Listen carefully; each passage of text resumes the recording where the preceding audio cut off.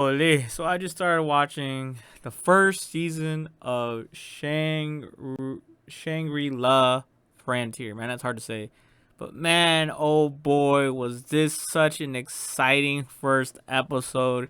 As you guys can see here, he beats the shit out of this elf girl that has put him from hell and back.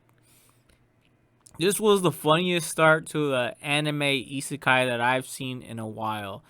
And and yeah, as you guys can see here, very hilarious. She gets knocked she gets a foot in her face. And of course, context is important. You know, this isn't a real quote unquote real person. He's in a VR game right now. So don't panic, guys. He's not a woman beater, all right? He's a NPC beater that he did not like this gal because the gal is what created this trash game that he played, and he's a trash game player. Long story short, he plays all the trashy games, guys. And he exploits all the bugs, and he's really good at it too. This reminds me of my time playing Blade and Soul. It was probably one of the best games in South Korea, and I think like top 10 was in Asia.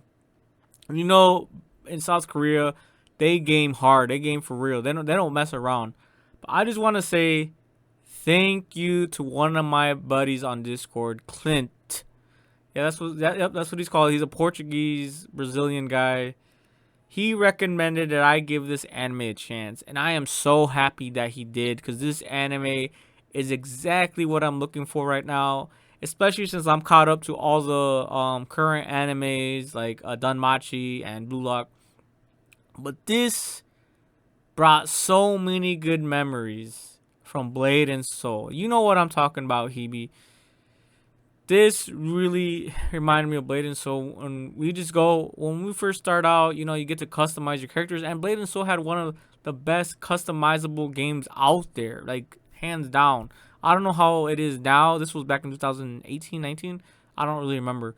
But this is one of those animes where I'm just enjoying it right off from the gate. I don't know why you said not to watch it, Hebe, but this guy legit plays these shitty games.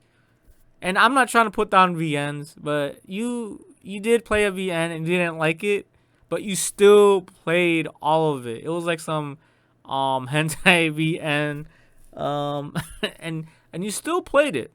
And once you finished it, you felt the same way this lad felt. Freedom.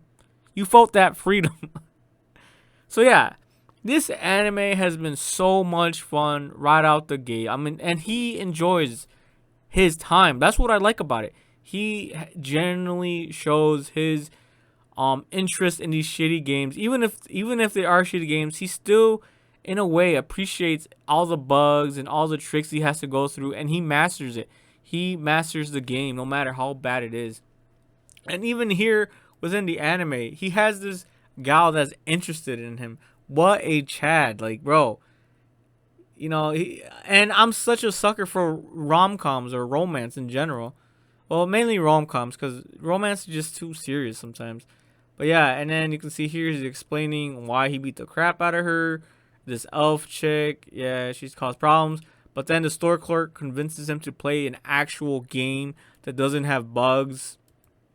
And you know, he has such a great experience, such a great time. But he still remembers all the PTSD that he had prior with all the shitty games on bugging out and stuff. So when he played this actual legit game that's actually not buggy. So imagine this, guys. Imagine this, Hebe. My good friend Hebe from Discord. Imagine this. You played with zero lag. Think of that, guys. Think of that. High, like 1 ms, zero lag, 200 FPS. 200 FPS. Imagine playing such a seamless game. Now, Blade and Soul was known, like, it was a really good game, but it had a lot of bugs and a hell of a lot of lag. The servers would just crash your game or really affect the gameplay. So just imagine playing a seamless game. Like, oh man, I can't imagine it. I don't even know how games are today, but usually most games are extremely laggy, extremely laggy. So I can see what this guy is going through. He finally plays a game after playing all of these hundreds of trash games.